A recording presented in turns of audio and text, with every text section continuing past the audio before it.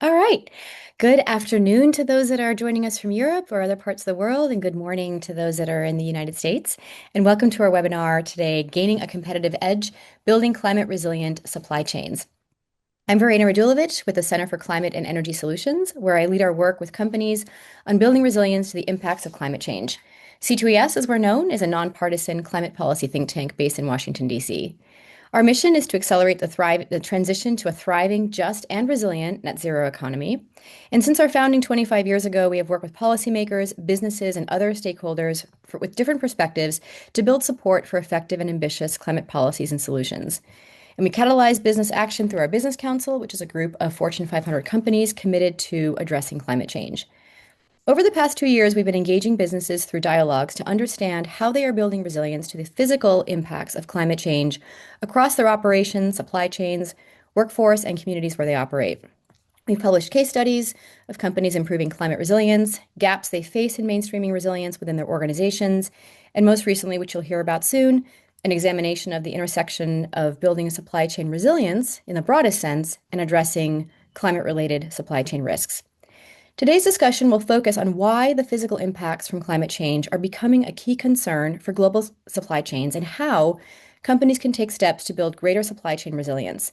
We'll hear perspectives from the investor and risk management and insurance sectors and look at gaps and opportunities to account for climate risk in supply chain management. Before we start, I'd like to introduce our co-partner in this webinar, Fiona Watson of WBCSD, for her to share about her organization's work. Thank you, Verena, and good afternoon, good morning, and hello to all of you hopefully watching the recording of this. So my name is Fiona Watson. I am the Vice President of Corporate Performance and Accountability Work at the World Business Council for Sustainable Development. And it's a great pleasure to be partnering with Verena and C2ES on this webinar today, a topic that is just so incredibly important and becoming more important by the day. So we at WBCSD work with large businesses around the world globally. We have roughly 250 members, and it's a CEO-led organization.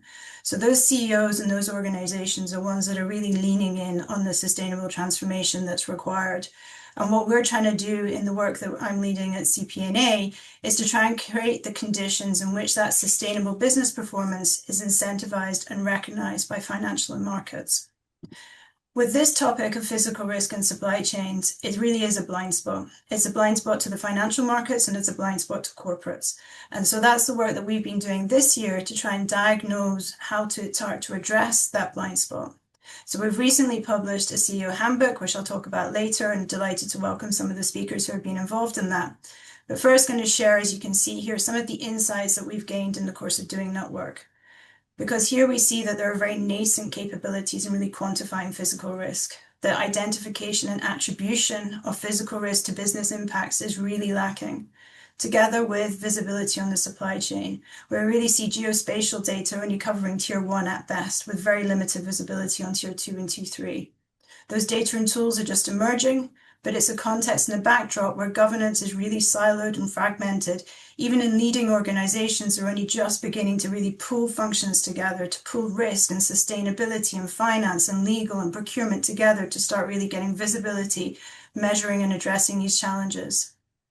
The value chain engagement is lacking, and all of this plays into an environment where it's quite fragmented and siloed. But then that aggregates out in the corporate disclosures that corporates and other participants are giving to the market in fairly inconsistent disclosures. So even those front runners find that they're not able to provide consistent comparable disclosures in line with peers. And then the financial market participants are left guessing in some respects on the extent to which these risks really are being measured and managed.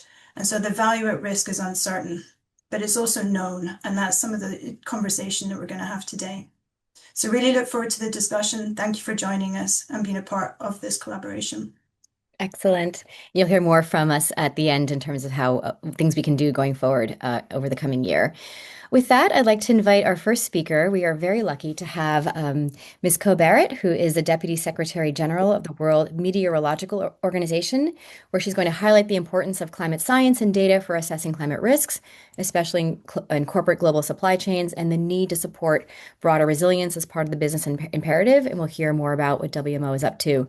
As a brief background, you may have remembered that Ms. Barrett served as the Senior Advisor for Climate at the U.S. National Oceanic and Atmospheric Administration, where she provided strategic advice and direction within NOAA to enable the agency to align and integrate and extend its capabilities to provide the best climate services needed to address the climate challenge. And then she was also the first woman elected to serve as the vice chair of the Intergovernmental Panel on Climate Change starting in 2015, a role that she held until July 2023. We are deeply honored to have Deputy Secretary General joining us. And with that, we'll hear a few words from her now. Thanks, Verena. Hello, everybody. I'm very happy to be joining you today. So let me start with some of our business. If you remember only one thing from this discussion today, it is that the World Meteorological Organization that I now represent exists to safeguard a global public good, and that public good is a resource for you in protecting assets and strengthening profitability. Our role is not to serve one sector or one country, but to ensure equal open access to authoritative weather, climate, and water information that protects lives and livelihoods and strengthens the resilience of economies and the companies that drive them. So our science, WMO's science, shows that climate-related risks are accelerating rapidly. That's probably not news to many of you. Our State of the Global Climate Report that we updated for COP30 indicated that 2025 is on track to become one of the warmest years ever recorded, surpassed only by last year, 2024.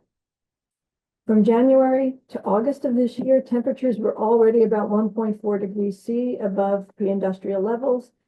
We're seeing that in intensifying heat extremes, unprecedented rainfall, prolonged droughts, and rapid loss of glaciers, ice, and snow, which now define the observational record. For business, these are not nice to know scientific findings. They translate into physical and financial shocks across supply chains, logistics, procurement, and labor systems. Patterns echoed in the WBCSD BCG CEO handbook and in recent C2ES analyses documenting how heat, floods, and droughts are disrupting global logistic corridors and port operations. Insurers and reinsurers face the same pressures. High loss events are becoming more frequent and more severe, eroding risk pools and testing long-standing assumptions in catastrophe modeling. So WMO's message is clear. The climate system global commerce was built upon is no longer stable, and every sector must now adapt to the new reality. Climate intelligence is now a strategic and competitive advantage.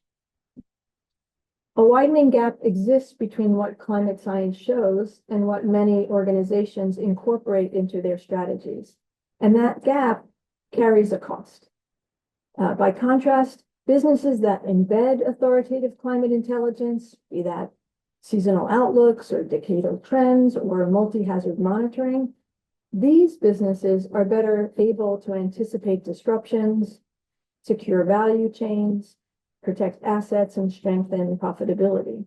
And these businesses adjust procurement cycles, focus on supplier resilience, and reduce exposure to volatility. Companies relying on the other hand, inconsistent or unverified information face higher operational costs, asset impairment, and rising insurance and financing costs. So in short, robust climate intelligence is emerging as a clear competitive advantage. Companies that understand evolving extremes and long-term trends are already making stronger decisions across energy markets, agricultural supply chains, transport operations, and financial risk management. So we think that climate intelligence is no longer optional. It is now really a strategic advantage that separates resilient companies from vulnerable ones. So let's maybe talk for a moment about risk assessment. Reliable climate risk assessments depend on long, consistent, and high-quality historical data. But folks, the future is not going to look like the past. A changing climate requires data sets that are updated, harmonized, and scientifically sound. And our monitoring shows that historical baselines are shifting rapidly as the climate warms. Heavy rainfall events are intensifying. Tropical cyclones are becoming more damaging in several basins. And heat waves are reaching unprecedented levels. Also, return periods for extremes are shrinking. So events that were once expected every 100 years may now occur every 20 or even 10 years. And as a result, models built on older data are systematically underestimating today's risks. WMO's integrated global, regional, and national information system ensures that historical data, real-time observations, and emerging trends are analyzed coherently together. This provides the business community and others with trusted and forward-looking climate baselines and projections. Put simply, credible climate risk assessment requires, yes, long-term historical data, but also real-time observations and forward-looking climate information. Otherwise, we understate the risks we face now and overlook those that are rapidly emerging. To support these assessments, WMO coordinates the only global climate information supply chain, ensuring that consistent and authoritative data reach users across the globe. And this architecture includes global observations from our worldwide observing platform, satellites, ocean networks, and all 193 of our members. It also includes our global producing centers that generate authoritative climate predictions. It includes our regional climate centers that translate information into regional contexts, our national meteorological and hydrological organizations in our member countries that provide localized services, and climate change projections operated under the World Climate Research Program that we co-sponsor.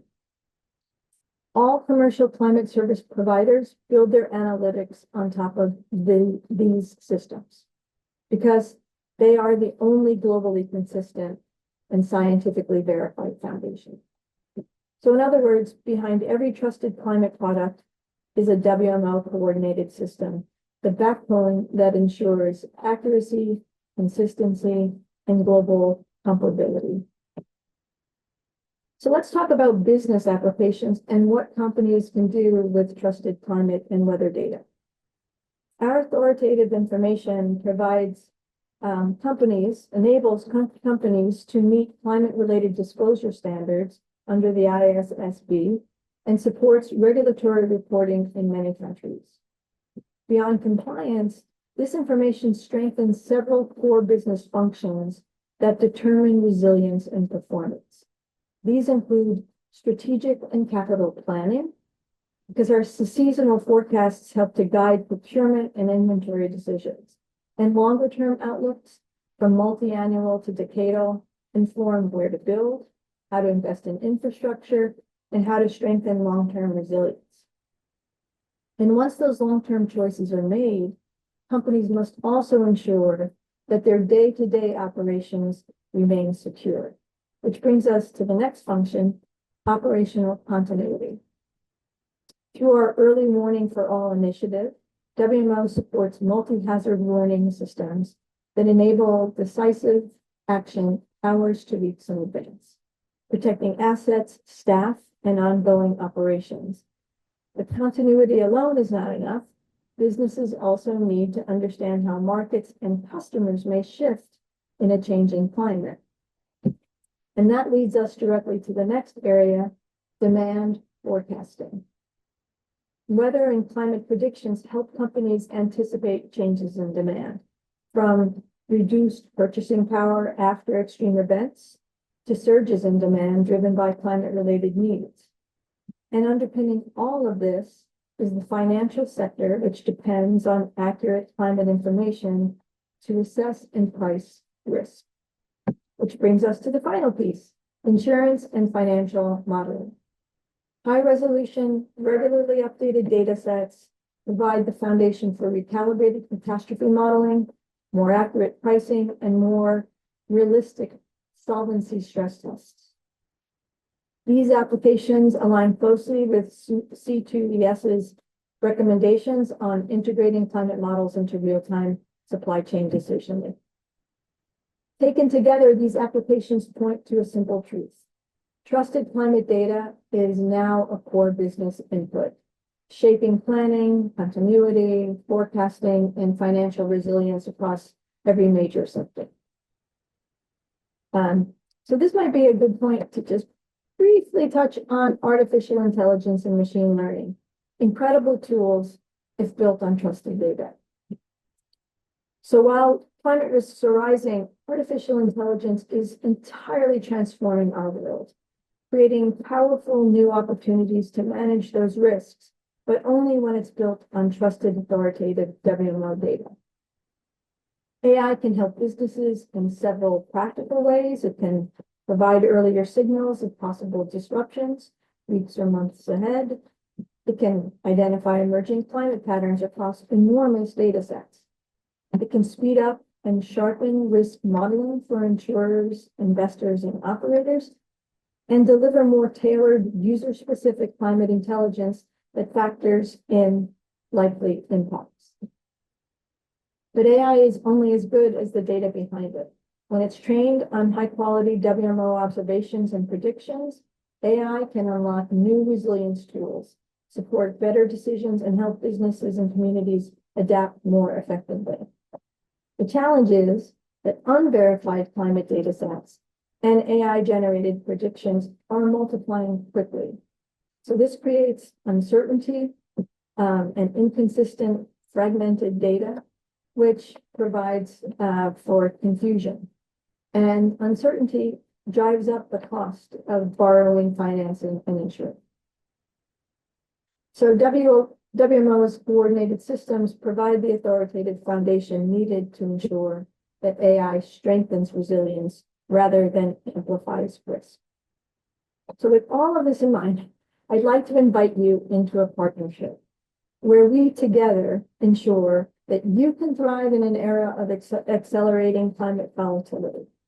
You need our global public good, but we need help ensuring that the system I have been describing in this presentation remains robust.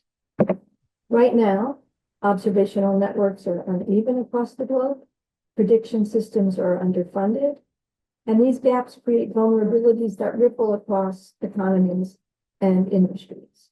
So that's why WMO has launched the Global Weather, Climate, and Water Intelligence Commons, a new global financing partnership designed to safeguard and modernize the backbone of public weather and climate information. The Commons brings together governments, philanthropies, the private sector, and climate-exposed industries to pool resources, close data gaps, and ensure that reliable climate intelligence remains available to all. The logic is simple and I hope compelling. When the backbone fails, everyone is exposed. When we protect it, everyone benefits. And businesses are not bystanders in this system. They are central actors whose supply chains, portfolios, pricing models, and workforce safety depend on accurate forecasts and early warnings. So we therefore invite you to join the Climate Commons as co-stewards by grounding your decisions in authoritative, intentional, governed WMO data, investing directly in the commons by ensuring that AI and advanced analytics are trained on verified quality controlled WMO data sets, and by integrating climate intelligence across procurement, risk management, logistics, insurance, and corporate strategies. Climate information is not an environmental add-on. It is a core economic input. And the Climate Commons provides a practical and a coordinated way for businesses to contribute, to influence, and to benefit from this global forecasting backbone. So in closing, WMO was founded on a simple principle that the exchange of data saves lives and strengthens economies. And today, This principle reaches deep into every supply chain and every boardroom. As the climate becomes more volatile, protecting the forecasting systems that underpin global resilience is not optional, it is essential. And through the climate commons, we can build those systems together, ensure they remain strong, modern, inclusive, and globally connected. Those companies that anchor their decisions in trusted science and that invest in collective capability, they will be best positioned to thrive in a climate resilient global economy. I think this is a message of practical optimism. We have the tools, we have the science, let's work together. Thanks for your attention. That's super. Thank you so much, Deputy Secretary General. I think Verena and I just have a couple of questions to tease out a couple of the points you made there, in particular on this partnership and the invitation to partnership. What are some initial ways that you would like to see companies and the scientific community really strengthen that collaboration so companies can better use the data to manage climate risks in their supply chain? And where do you see some of the biggest barriers in that collaboration? Yeah, that's a great question. I think we see three main barriers, maybe. First is fragmentation. I talked a little bit about that. Companies face a mix of data sets and tools that are not aligned, sometimes hard to understand, leading to inconsistent decisions.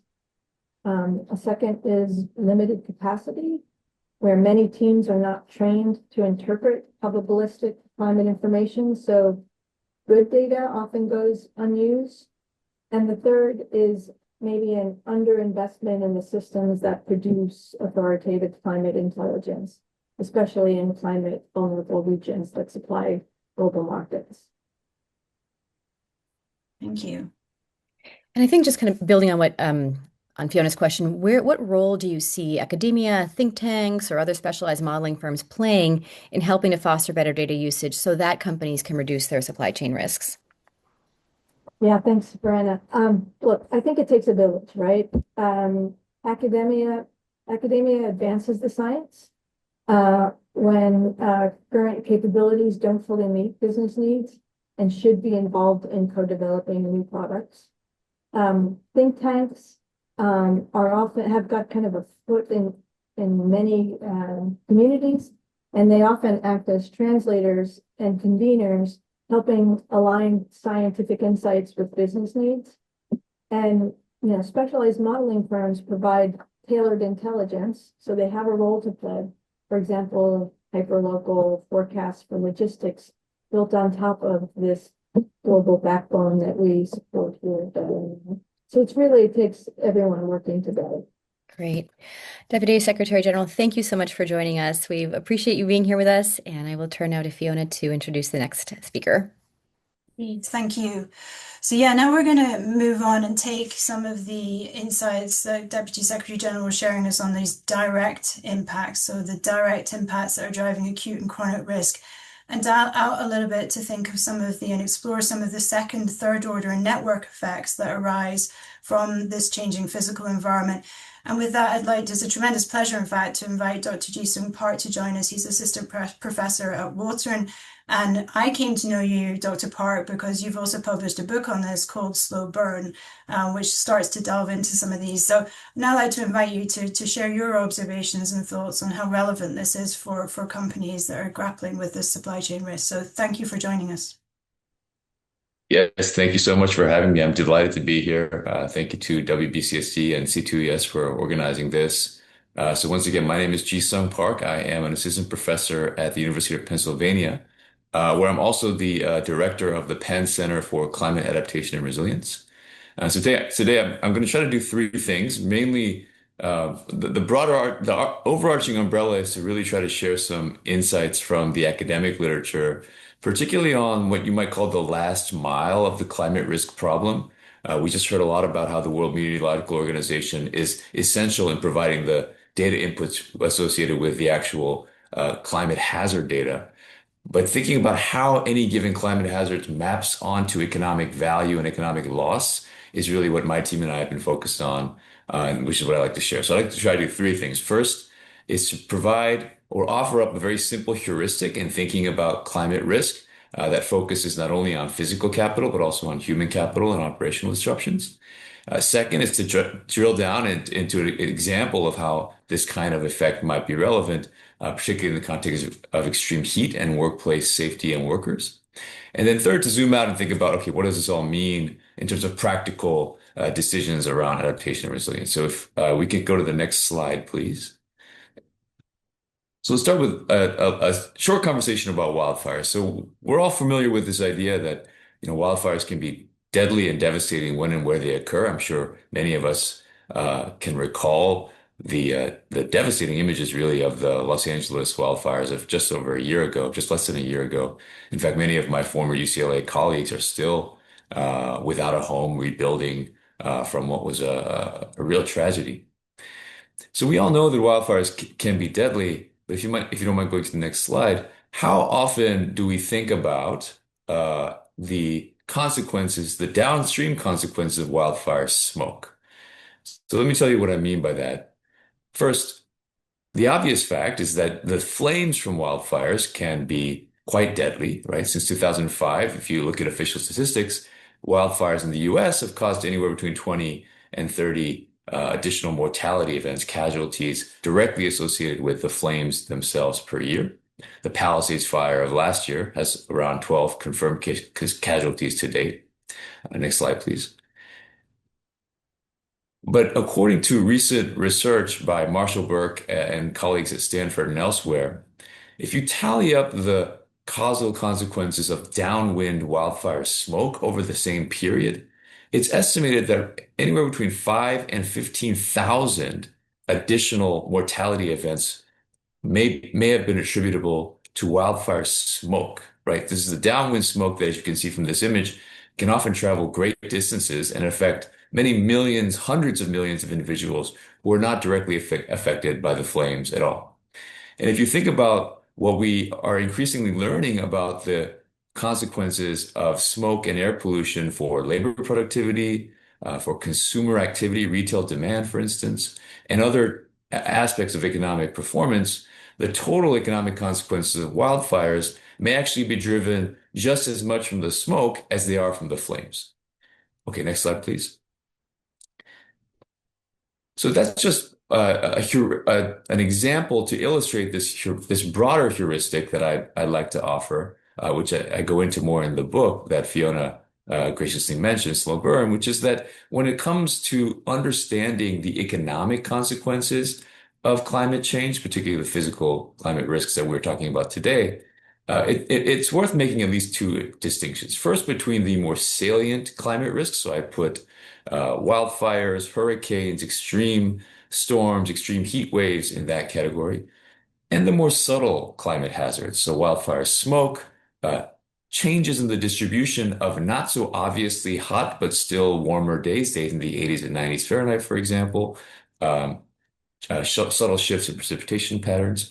So the distinction between salient and subtle climate risks, and also between the effects of such climate risks, climate hazards on physical capital assets versus human capital assets. And without going into too much detail, I'd like to just point out that much of the research and the tools that are commonly available to date have focused primarily on the effects of more salient disasters on physical capital. There's less, I would argue, there has been less emphasis, an actionable emphasis or intelligence on how more subtle climate risks might affect physical capital, and importantly, on how subtle climate risks like wildfire smoke and hotter temperature might affect human capital outcomes and the operational disruptions that may cause. All right, next slide, please. So let me pivot to sharing now an example from recent work that my colleagues and I have been engaging in partnership with the California state government, where we're really trying to better understand, well, what are the consequences of hotter temperature, again, moderately elevated temperature on workers and workplace safety. So here, this is one of those big data projects.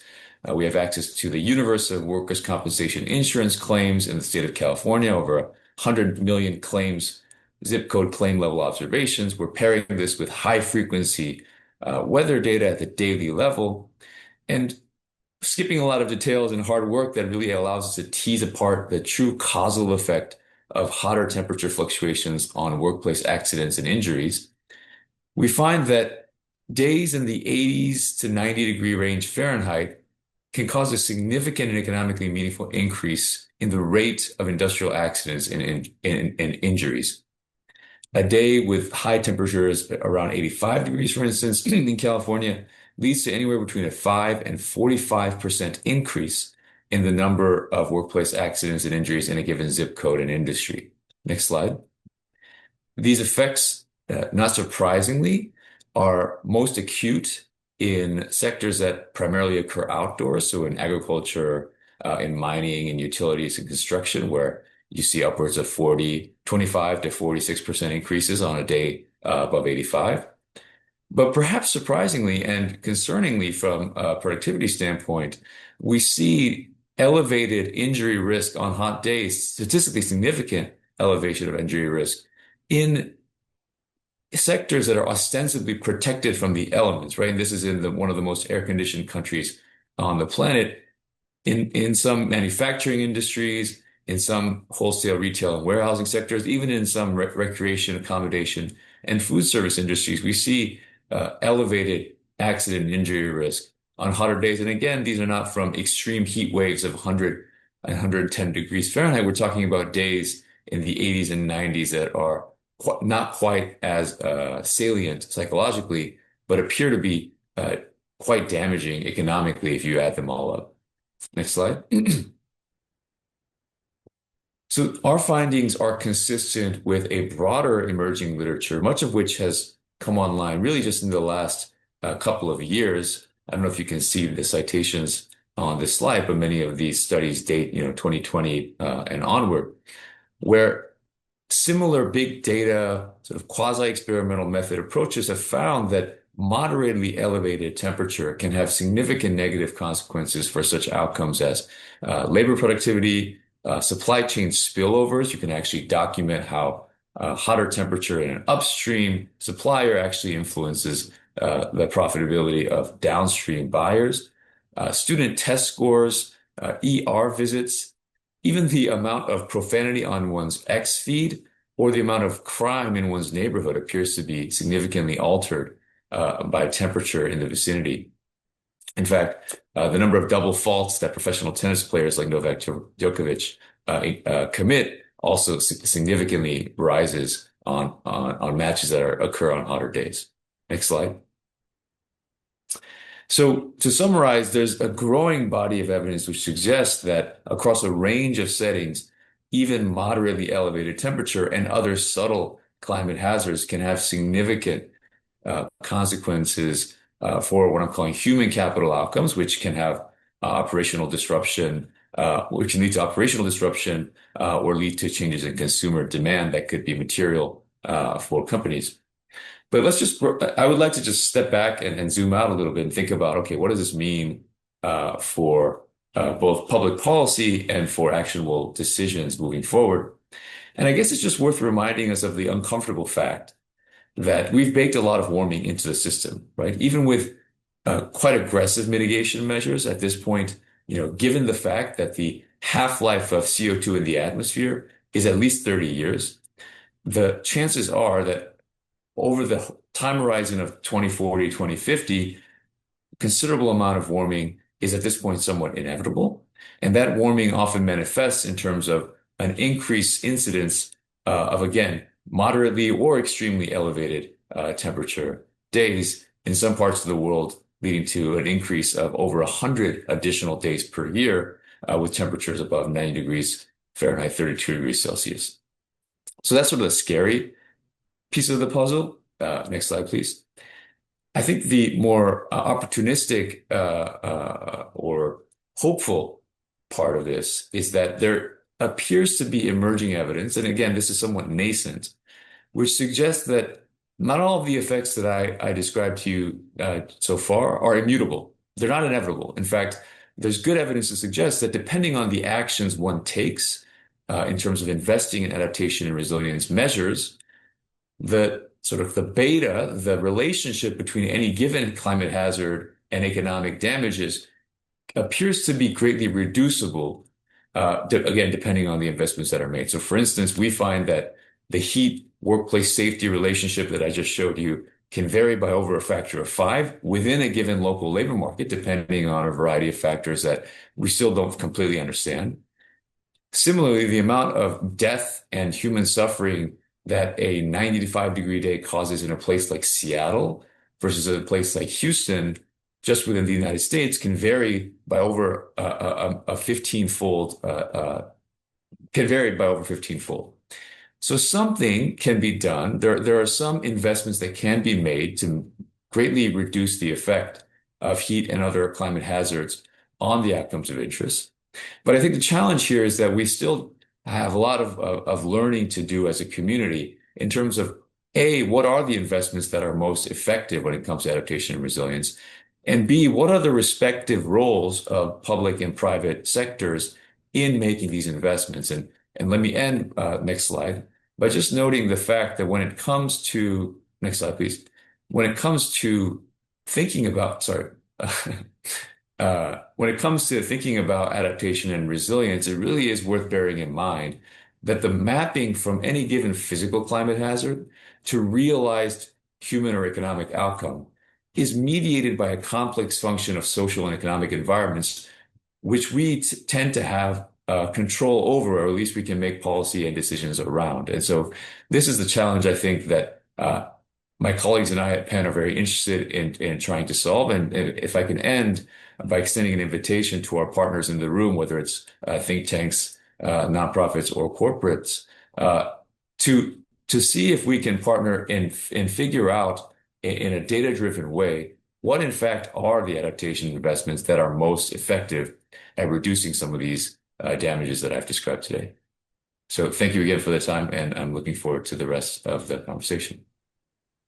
Thank you so much, Dr. Park. Fascinating insights as always, which also point to the sheer complexity of this challenge. It is by no means binary, and it involves that collaboration and that co-creation of ideas and solutions that you pointed to. So we too hope to collaborate on that with you and your colleagues going forward. So thank you again for joining. I'm now going to pivot to start to hear from the private sector. I'm delighted to welcome Richard Manley, who's the CSO of Canadian Pension Plan, together with Philippe Cotel, who is the president of FIRMA, who will introduce himself shortly. But first, if Richard's on the line, I'm going to turn to you, Richard, from an asset owner perspective. How does physical risk and all its complexity that we've heard about from Deputy Secretary General Barrett and from Dr. Park, how does that differ in your perspective from transition risk in scale and complexity? And how are you tackling that?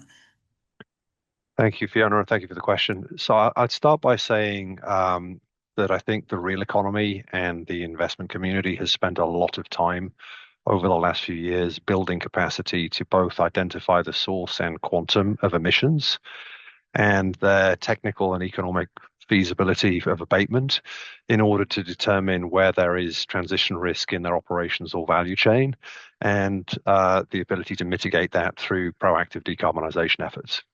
So I'd say that though all of that work was done in the expectation that policy interventions would be forthcoming, that would be effectively rewarding people or penalizing people if they fail to adapt their businesses.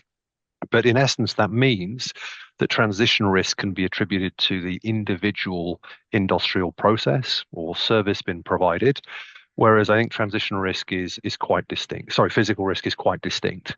And I think naturally when people think about physical risk, they default to the asset level.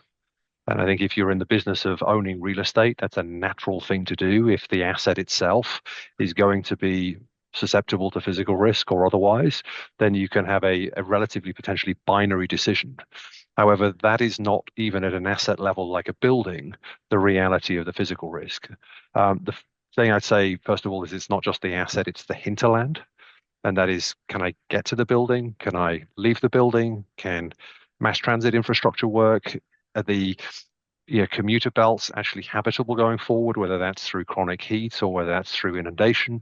But as you start to expand that beyond the value of a potential single building to the value of a corporation with a global manufacturing activity, that is sourcing raw materials that could be mined, they could be soft commodities, that are processed at individual points in the value chain, that are in turn, when finished, sold to population bases that could have specific concentrations of physical risk in the demand base.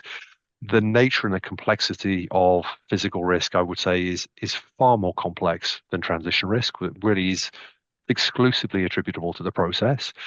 And I think the other thing that is a challenge, I think, for particularly companies, when they start to look at their own operations, if they are in a temperate region where the risks are relatively lower and they have the good fortune of having their own assets in the right place, they may make some adaptation investments in certain areas of flood. They may ensure that their assets can, withstand named storms if they're in an area of strong wind activity. But even when that is done, there is the risk, I'd say, of the false positive of concluding that they have now insulated themselves from physical risk. And at that point, the likely outcome is that most of their residual physical risk remains outside the four walls of their enterprise, in their value chain, at any specific pinch points where concentrated processing or manufacturing asset activity is undertaken in their value chain. The infrastructure that the value chain runs along, individual ports, railroads, toll roads, and then ultimately a concentration of demand in specific geographies that could be exposed to acute or chronic events. So far more complex. And I'd say then even maybe added complexity, the different potential warming pathways that we are solving for. Yeah. And another challenge I'd say is actually ascribing value to adaptation. Because when we look at decarbonization, understanding the energy savings associated with a green piece of equipment versus a grey equipment is a pretty tangible debate around payback. When you start to invest in adaptation, unless you understand the avoided cost of future insurance or the avoided cost of future business interruption, I'll call it the counterfactual or the opportunity cost of inaction, it does, I think, become a much more complex debate within a corporate setting about how you ascribe the value to adaptation investment. So in the face of that significant and highly complex challenge, what actions do you as an asset owner want your boards to take to build capacity, build capability to help identify, manage, and respond to this complex risk environment? So I'll tie this to our broader expectations of boards first, and that is we expect boards to provide oversight and counsel of the executive to ensure that all material business risks and opportunities are considered in the development of strategy, its operational implementation, and communication to the market. So where physical risk is a material to the business risk, risk to the business, we would expect the board to be engaging through that lens. And I would then say, can we be more specific about that? Absolutely. Understand the direct risk to their own assets, their long-term access to the raw materials that are required in their value chain, the durability of their primary, secondary, tertiary, plus suppliers, and the resiliency of the infrastructure that they depend upon, and lastly, their centers of demand. And that really comes down to understand the source and quantum of that risk, and then develop capabilities to determine how to build adaptation. And maybe another lens of complexity there is, it sounds as though I'm working on the assumption here that a supplier or a customer will directly have the capacity to adapt across your value chain. I think that's one thing that we are definitely not assuming. Some of the physical risk across an industry's value chain can be mitigated by actors in the value chain. But in many parts of the world, the vast majority of infrastructure is owned and operated by municipal and federal governments. And the notion that we have individual actors in our value chain invest in adaptation, but we don't see the same level of system level adaptation undertaken, might create a situation where the adaptation investment undertaken by suppliers or customers doesn't translate into system level resiliency that we'd hope to, unless it is complemented by similar and strategically aligned adaptation investment on the part of government asset owners in the value chain. Pretty clear. Now, one final question, if I may, before I turn to Philippe to pick that up from the corporate perspective. We were speaking recently, and your expectations don't actually stop with the boards. They also extend to the auditors. And you've recently updated your voting guidance to actually point to a need or an expectation for the auditors to be thinking about this holistically. Is there anything in particular you want to highlight there? Because I think it is a systemic play. There are a number of actors involved. Look, I think there is a prevailing reality across most of the jurisdictions that we invest in that shareholders appoint auditors, and auditors have a duty to the investors to provide fair and transparent disclosure of the financial performance of the business and the risks that it is confronting. I also appreciate that auditors, as they think about risks to the business, typically are not looking into the time horizons that we've discussed earlier on the call, into decades and beyond. But the reality is now, I think, for some of these risks to be appropriately represented in financial report and accounts in a manner that's consistent with the inherent risk that companies are facing, there is a bigger opportunity for auditors to provide counsel to the issuers, the boards, and the management teams of the opportunity to be more transparent in disclosing these risks. Thank you very much for joining us today.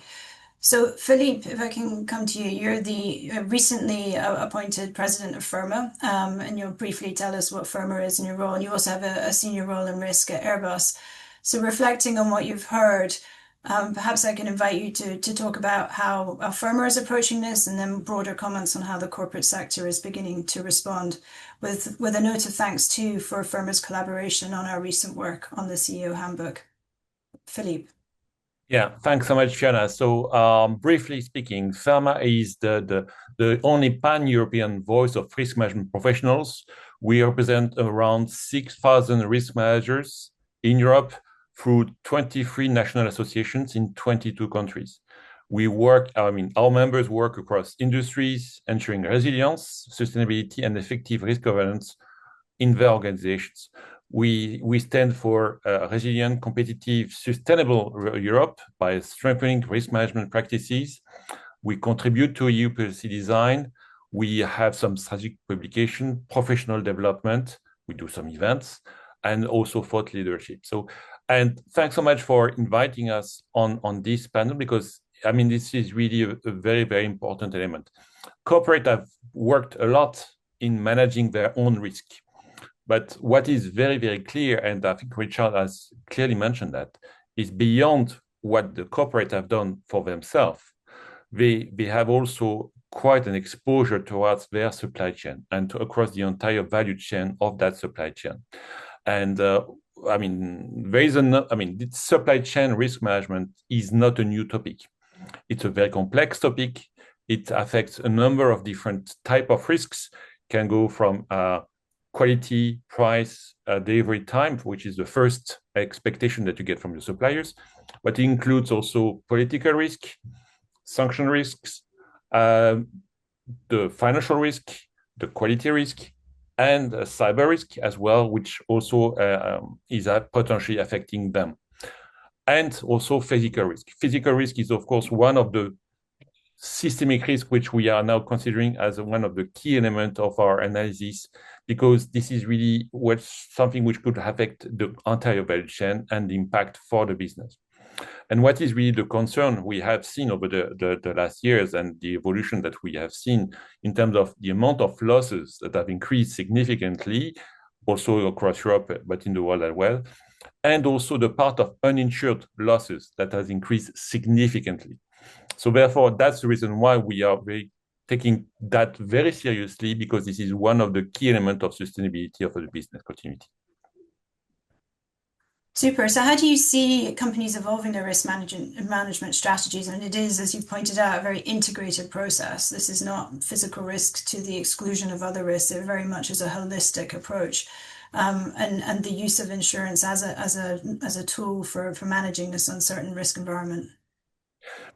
Clearly, one of the key points, and Richard was mentioning auditors, and effectively, the risk managers, we are in charge of managing the risk and providing some auditable proof of element of exposure and auditable point of improvement, which can be effectively highlighted by the auditors. But really, the risk managers are there to identify the exposure and provide the potential remedies that will have to mitigate that exposure. And clearly, for the supply chain, the main point is to secure a very strong interaction between the procurement activity of the corporate, the risk managers, and the security in order to secure that you have a clear definition of what you expect, contractually speaking, from the suppliers. And clearly, price is not the only point of decision, and that has something which is to be very clear from the top management. A number of choices have to be made to avoid single source, to secure dependency towards transport, political aspect, and that was also something which was very clearly mentioned by Richard. But really, the models related to NatCat exposure can be very useful to pilot potential exposure and to drive specific analysis and risk engineering in those key locations. And that's where we can pilot the potential analysis that can be focused on some key areas in order to identify we have a strong hotspot, we have a specific supplier which is the sort of its kind, we are fully depending on that, and so we can derive financial exposure related to that, and we can derive also physical analysis and visit risk engineering analysis in order to verify locally this exposure. Insurance is a potential way, but it's not the only way, and it's clearly not the single way. Corporate can potentially be covered for supply chain disruption. That's a specific kind of insurance coverage called contingent business interruption, which is indemnifying the corporate for the consequence which is contingent to an event occurring within the supply chain at the supplier level. However, the insurers are quite reluctant to provide that coverage. This coverage is very limited. And the main reason, I mean, there are two main reasons from the insurer's side to be quite reluctant to provide that. First of all, because their visibility on the quality of risk at supplier level is probably lower than what they have at corporate level. And secondly, the problem of accumulation. If the insurers provide this kind of coverage to different primes who have the same supplier, then for the defection of one supplier, they can have multiple claims to address. So clearly, the insurance at corporate level is not the solution. The risk management is the solution. That's what we implement at corporate level. On the other hand, we can, propose, promote, or sometimes impose suppliers to be insured in order to secure that locally they have the capacity to go back to the business as quickly as possible with the right support for crisis management and secure that the value chain is back in order as quickly as possible. Fantastic, thank you. I think that's going to be a great segue to the second panel that Verena is going to pick up on now. But many thanks, Philippe, for sharing your views so candidly, such expert views. And as you say, these are new ways of working and not all risks can be insured. So with that, thank you very much. And I'll hand over to Verena to take us forward. Thank you. Thank you, Philippe and Richard and Fiona. Yes, for this final panel here, I'd like to introduce Jason Ballantyne, who's the Vice President of Commercial Resilience Services and lead for Chubb Insurance, and Sadie Frank, who is a CEO of a climate risk and supply chain firm, analysis firm called N4EA, and she is also the author of our recent report assessing the landscape of climate risk in the supply chain. So Jason, I'll start with you, and we've heard a lot so far from our different speakers about the different risks, as well as from Philippe just now, in terms of the interplay between risk and insurance. If I can ask you, what is Chubb's perspective on this issue, and why is this a concern for Chubb as an insurer at this time? Yeah, thanks, Verena. From Chubb's perspective as an insurer, this is a critical issue. When companies face more frequent and severe climate disruptions, the likelihood of insurance claims rises. But our role as an insurer isn't just to pay claims, but to really help our clients to anticipate and adapt and manage and quantify the risks that they have, not only in their business, but as a supply chain more broadly. So investing in climate resilience is not just about risk avoidance. It's about protecting long-term value, reputation, and customer trust. And companies with robust resilience strategies are better positioned to attract investment, retain customers, maintain operational continuity, but it also generally makes them a higher quality risk for insurers. So we work closely with these businesses to build resilience so they can grow revenues and acquire customers, even in the face of these mounting uncertainties we have around physical climate risks. So ultimately, helping clients navigate both economic and physical risks to their business and the supply chain is really central to our mission as an insurer and a risk advisor. I'm actually going to continue with you before I jump to Sadie. Are you able to share some examples of how some companies might be building resilience to climate change across their value chains? Or are you able to share some emerging practices that you're seeing, especially from physical properties or from real estate, which I know that you focus on? Yeah, and I'm sure Sadie will add some additional items on top of what I'm going to speak to here, but it really depends on the sector, geography, and really even the ambition of the company. However, to build resilience to climate change and other disruptions, we really see the advantage of taking proactive steps to do this across their value chain. And proactive resilience starts with proactive risk management. They're really kind of two sides of the same coin. So, of course, effective strategies are things like supplier diversification, sourcing from multiple regions and vendors, and companies really reducing their exposure to these localized climate events. But this really needs to be done in conjunction with more sophisticated risk assessment, which includes mapping the climate risks across their supply chains. And we see companies increasingly using scenario analysis and probabilistic modeling to really quantify what these impacts are really across the supply chain itself. Business continuity planning is another really essential tool, allowing organizations to develop and regularly test these response plans against kind of physical disruptions. In the real estate sector, we're seeing a strong focus on climate resilient design, flood resistant materials, hurricane proof windows, and this also applies to retrofitting older properties. The other piece with real estate is site selection becomes critical, right? Avoiding high risk areas for new development and ensuring the use of energy redundancy and sustainable materials, really helping reduce the vulnerability to climate impacts for those new developments. The last piece is really we're seeing it starting to be embedded across ERM frameworks. Hmm. So, this integration is essential to ensure that the decision making around capital allocation and supply chain design is also considering physical climate risks. Yep. I'm going to turn to Sadie for a moment here. And Sadie, if you can share maybe a bit about what N4EA does, and then also kind of building off what Jason was talking about, maybe kind of help us kind of get a broader view of how supply chain management as a discipline can offer lessons to managing supply chain climate risk specifically.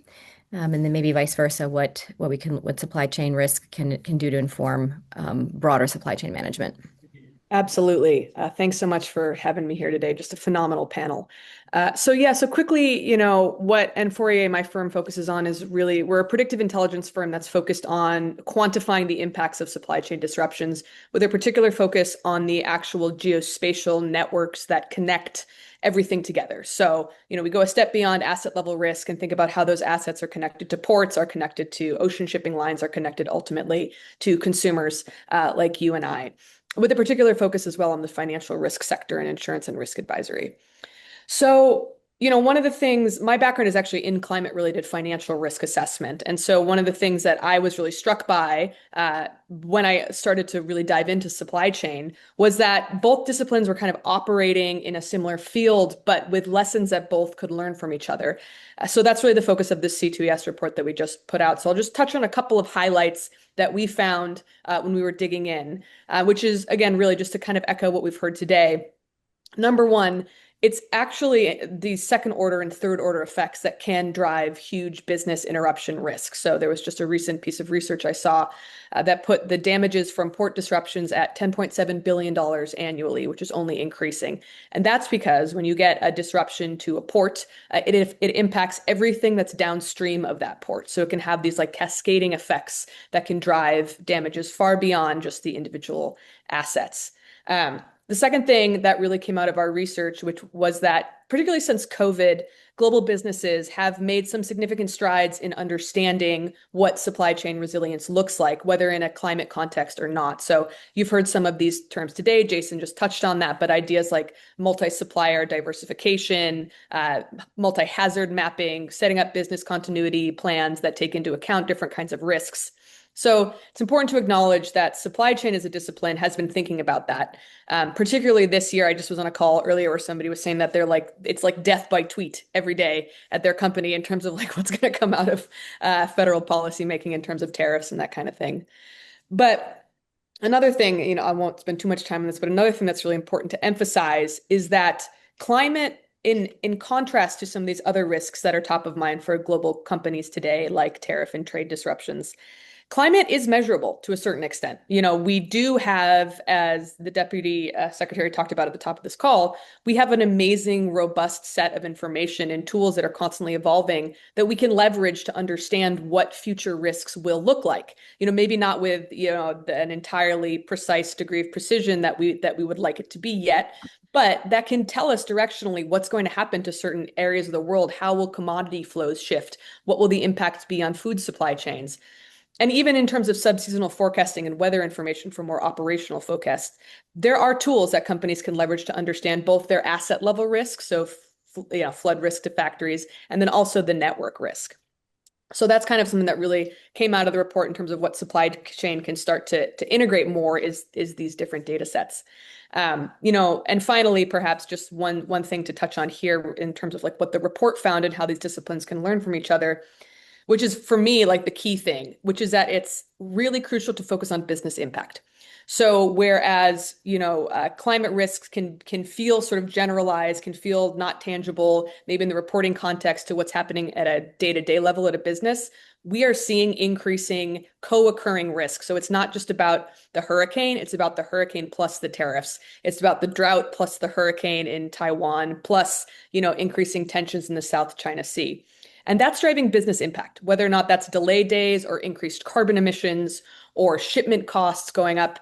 These effects can be quantified and they are impacting businesses today. So what I think the hopeful takeaway from the report is to really push us as both disciplines move towards more of a focus on quantifiable business impact at the quarterly, at the daily level for companies, because that's ultimately what drives action.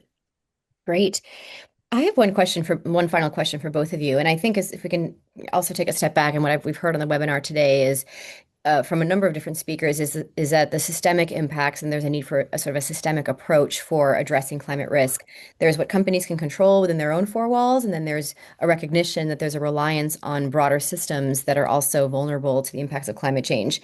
One thing that struck me over the course of this year, and this isn't specific, Jason, to Chubb, this is more broadly, but this idea of companies needing to remain insurable. And that was never something that, is always sort of taken for granted that companies could access insurance, and that might become a thing going forward on to what extent can companies even access insurance. And that would have a direct impact on their competitiveness. But if we take a step to take a look at, the fact that there are these interdependencies and broader systems at play that companies need to take into consideration, I want to get at looking at metrics. What metrics matter when trying to assess if companies are resilient to climate risks in their supply chains? What work needs to be done to establish metrics that are better understood by different stakeholders and actors? In particular, thinking about Ko's remarks in the beginning of like, if the underlying data needs to be robust, you can build everything on that. Let's look at it from sort of the output end. Once you've done that analysis, what metrics translate into communicating whether a company is actually resilient in their supply chains? I could take that first, and Sadie, you mentioned one already, kind of duration of disruption or days of business interruption avoided. But there's lots of different kind of metrics that can be used. Supplier climate risk ratings are certainly one that we're interested in. And we're really seeing these metrics start to be used increasingly in sustainability and annual reports. So we're seeing these be communicated, from the corporate world. Business continuity plan effectiveness. So it's not just about having the plan, but how effective is the plan is another metric we're certainly interested in.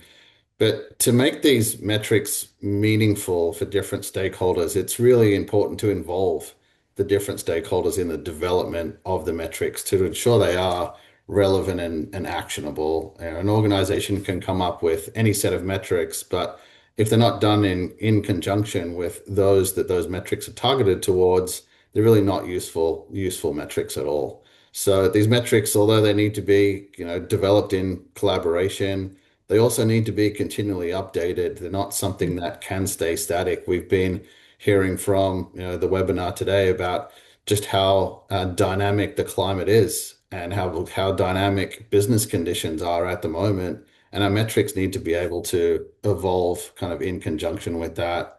But it is a journey, not a destination. And this is another one of those kind of points that we can make around metrics. Mhm. Yeah, absolutely. And I completely agree with Jason, but just maybe to add some additional thoughts. In supply chain risk management, we see things like time to survive, time to recover, time to thrive. These are, again, mostly based on duration. As Jason mentioned, that can be tied towards specific operational lines. So if you have a particular, auto manufacturing plant, like if there's a disruption, how long does it take for that plant to become operational again? Time to thrive kind of measures. Can you actually build back better? Can you, end up after disruption in a better place that is more competitive? And this is something that we're starting to see come up all the time in climate adaptation, which is a great North Star.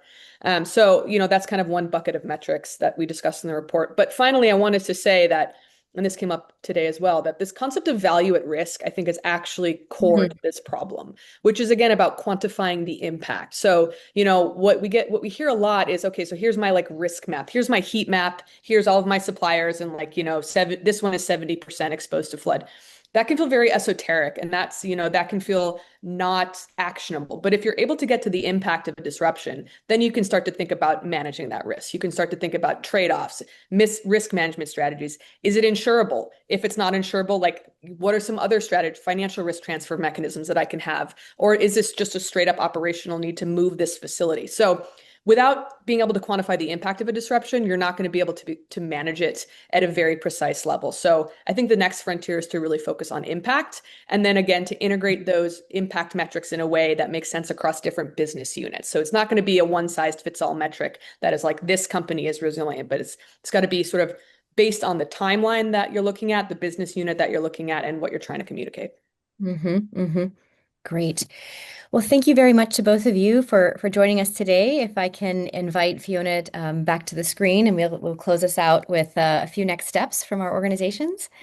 I think going forward next year, C2ES and WBCSD are planning to continue with this work with companies, and there are a few key areas where we're interested in collaborating on some future webinars. One is improving the visibility of the physical climate risks through value chains. Exploring decision useful information, I think building off of what Sadie just said, and aligned metrics that indicate, to what extent is a company building resilience, and also effective reporting, ensuring companies can communicate their resilience efforts to investors. So I think while I turn to Fiona here for just a moment, if I can invite my teammates at C2ES, we have a quick poll for you to get a sense of what you're interested in hearing about. So I don't know, Philip, how we include that here for folks. I see it on my screen. Oh, you do? Okay, I don't see it on my screen. Okay, great. If folks can take a moment to vote on what they are interested in, that would be great. We can kind of collate that. And for those watching the recording, we'll provide details for you to get in touch to respond to the poll post facto. Here we go. Yes. Okay. So Fiona, I'll turn to you to maybe highlight some resources that WBCSD has, and I'll put here in the chat some of the resources that C2ES has developed over the past couple of years. Thank you. Yes. So just in closing, this is an area that WBCSD has been working on for some time.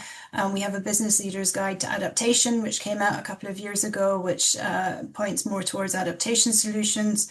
And then we've built on that with the recent CEO Handbook for Physical Risk, which is really that activation of the C-suite on this to drive new ways of working, to bring different functions together and to highlight the need for that collaboration internally and then critically externally. So building on that, next year we're going to be taking that into more areas of actionable guidance, developing actionable guidance on physical risk assessments, and in particular, really trying to unpack this challenge of quantification. And doing that in the context of the broader kind of corporate reporting, corporate management. So this is decision useful information for investors. Thank you. Part of that requires getting much stronger, more consistent, comparable visibility on the value chain. So that too comes up in some of the new disclosure frameworks, especially in Europe. But what is the best way to get visibility? Where do you need to get full visibility down to node level? Or where is it okay to just get information from your suppliers that you can trust and rely on? We're going to be publishing a white paper on forward cost curves, quite a technical subject, but that's the type of area or mechanism where companies can start to get an indication of future costs. And that then becomes a platform to open up the dialogue on resilience metrics and KPIs that Verena talked about, that Sadie talked about, that Jason talked about. So really bringing that together to try and build a body of practice that can be scaled. We have details of a webinar that we're hosting next week, I think, delving in a bit more onto those investment risk transfer options. So together with C2ES, we'd love to continue the dialogue. This is a topic that requires dialogue. It requires collaboration and it requires co-creation on these new tools at pace, because unfortunately the science is not going to wait. So with that, I'd like to thank Verena very much for the collaboration, and I'll hand over to you to close. Great. Thank you so much, Fiona. We are delighted to also partner with WBCSD. They've done terrific work in this space. Just one more thing. I think you'll see here Philip added more about our work. We have a webinar coming up in the middle of January, synthesizing some dialogues that we held earlier this year, looking at how companies are trying to build resilience across their many different corporate dimensions, operations and value chains, workforce, finance, natural ecosystems, and communities in which they operate. So more on that and more on our work with WBCSD going forward. And with that, thank you all for joining us today and for your input on the poll. Thanks.